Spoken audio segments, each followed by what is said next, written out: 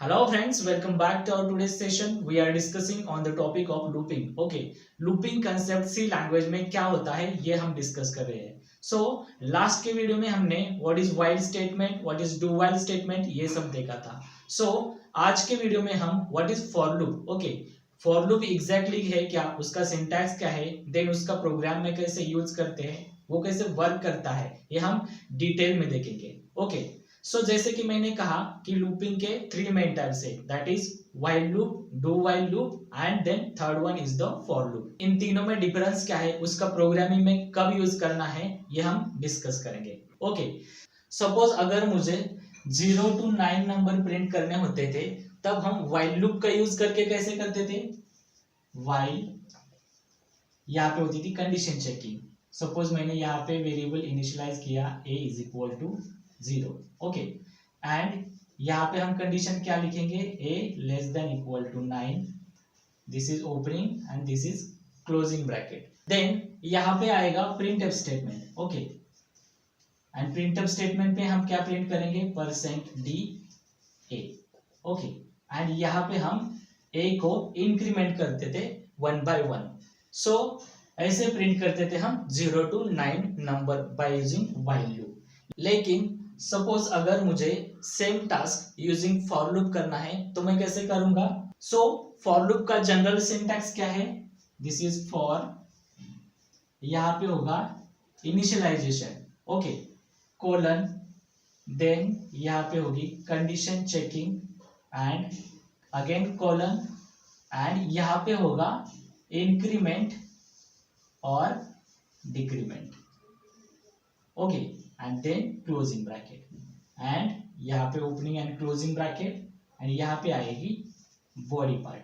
Okay so this is the general syntax of for loop. मतलब यहाँ पे हम इनिशियलाइजेशन करेंगे. ओके देन यहाँ पे हम कंडीशन चेक करेंगे एंड यहाँ पे हम यूज करेंगे इंक्रीमेंट एंड डिक्रीमेंट. ओके यहाँ पे देखो ये सारी चीजें एट वन प्लेस चेक हो रही है. ओके लेकिन व्हाइल एंड डू व्हाइल में ऐसा नहीं होता है. सो इसे कहेंगे entry control loop. Why, because condition is checked at the first. Okay condition checking at the first होती है, इसीलिए हम इसे कहेंगे एंट्री कंट्रोल लूप. सपोज मुझे अगर 0 to 9 number by using for loop print करना है तो मैं कैसे करूंगा, यहाँ पे हम फॉर लूप लिखेंगे, then int a equal to 0 semicolon, a less than equal to 9 semicolon a plus plus, then this is opening and closing bracket and हम यहाँ पे प्रिंटफ स्टेटमेंट में क्या प्रिंट करेंगे, %d(a). ओके सो यहाँ पे हमने इंट a करके एक वेरिएबल लिया है जिसको 0 से इनिशियलाइज किया है, देन उसको कहाँ तक इंक्रीमेंट करना है, up to 9 and then a plus plus. So ये सारी चीजें हमने एक लाइन में ही मेंशन कर दी एंड देन यहाँ पे आएगा बॉडी एंड इस बॉडी में हम प्रिंट करेंगे a की वैल्यू को. ओके सो ये लूप 0 से स्टार्ट होगा एंड 9 तक एग्जीक्यूट होगा, मतलब ये 0 से 9 तक नंबर प्रिंट करेगा. ओके सो अब हम चेक करेंगे फॉर लूप के कुछ एडिशनल फीचर्स. ओके सो जैसे कि मैंने कहा कि फॉर लूप का जनरल सिंटैक्स क्या है, दिस इज फॉर, यहाँ पे इनिशियलाइजेशन होता है, सेमीकोलन, यहाँ पे कंडीशन चेकिंग होती है. ओके सेमीकोलन, यहाँ पे होती है इंक्रीमेंट और डिक्रीमेंट, देन ब्रैकेट कंप्लीट. सो ये है जनरल सिंटैक्स. यहाँ पे हम एक वेरिएबल की जगह मल्टीपल वेरिएबल्स भी इनिशियलाइज कर सकते हैं, जैसे कि for i equal to 0 comma j is equal to 0 semicolon i less than equal to 9 i plus plus. Okay so यहाँ पे हमने 2 वेरिएबल्स इनिशियलाइज किए हैं. सो हम ऐसे ही मल्टीपल वेरिएबल्स इनिशियलाइज कर सकते हैं by using comma operator. Okay so same उसी तरह हम मल्टीपल कंडीशंस भी एट अ टाइम चेक कर सकते हैं, जैसे for i is equal to 0 semicolon i less than equal to 9 and यहाँ पे हम कंपाउंड रिलेशन का यूज करके और कंडीशन चेक कर सकते हैं, दैट इज एंड